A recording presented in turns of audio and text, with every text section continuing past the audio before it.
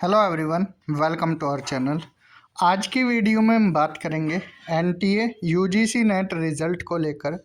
जैसा कि आप सभी को पता होगा कि एनटीए ने कल रिज़ल्ट डिक्लेयर किया। काफ़ी कैंडिडेट्स का जेआरएफ भी हुआ है, काफ़ी कैंडिडेट्स का नेट भी हुआ है और काफ़ी कैंडिडेट्स का एडमिशन टू पीएचडी ओनली भी हुआ है। अब इस नोटिस को ध्यान से पढ़ना है एक बार। प्रेस रिलीज़, ये 22 फरवरी 2025 का नोटिस है। Subject declaration of results of UGC NET December 2024। अब देखिए, हम यहाँ पर कुछ मुद्दे की बात करते हैं कि 1% अगर आप परसेंट भी निकालोगे, 1% भी जेआरएफ नहीं हुआ है।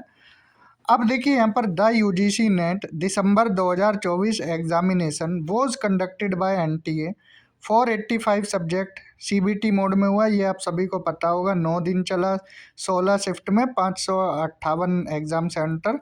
अब यहाँ देखते हैं 8,49,166 यहाँ पर रजिस्ट्रेशन हुए। एग्ज़ाम कितने लोगों ने दिया? एग्ज़ाम दिया है 6,49,490। अब इसमें से जेआरएफ हुए हैं 5158 कैंडिडेट। कितने?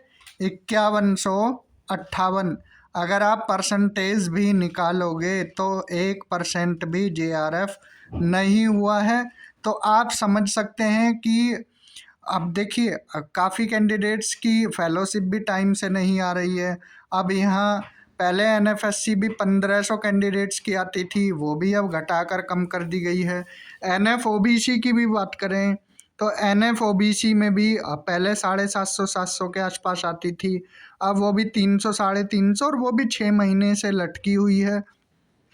तो इन मुद्दों पर किसी भी कोचिंग सेंटर का या किसी भी संस्थानों का ध्यान नहीं जा रहा है कि किस तरह से बच्चों का एक तरह से यहाँ पर जो भी उनका हक है वो यहाँ पर मारा जा रहा है। फेलोशिप टाइम पर नहीं है, प्लस फिर एनएफओबीसी के कैंडिडेट्स भी कम चुने जाते हैं, चुने भी नहीं जा रहे हैं। अगर आप जून 2024 का ही देखें, अब तक लिस्ट नहीं आई है। एनएफएससी की लिस्ट में भी कटौती इतनी ज़्यादा हो गई है। ठीक है, यहाँ भी 1% जेआरएफ नहीं हुआ है कैंडिडेट्स का। तो ये एक ऐसा मुद्दा है जिस पर सरकार को विचार करना चाहिए और इस पर थोड़ा ध्यान देना चाहिए।